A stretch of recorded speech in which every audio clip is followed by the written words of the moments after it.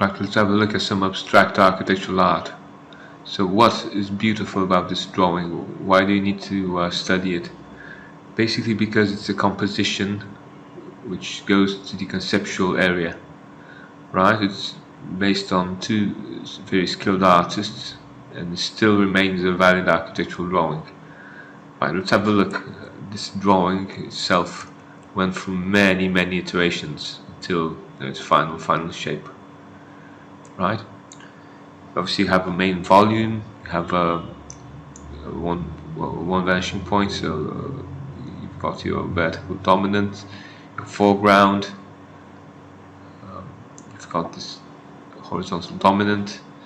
You also have this overlay, which again is an axonometric, but surprisingly still looks very architectural, right?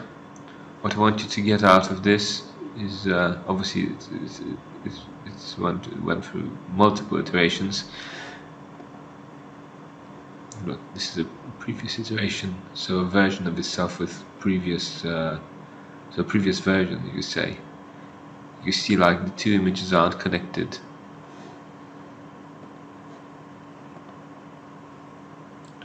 Slowly building up and thickening the important lines, adding more geometry, again more geometry, and this is a complex rendition of two architecture spaces, so perspectives,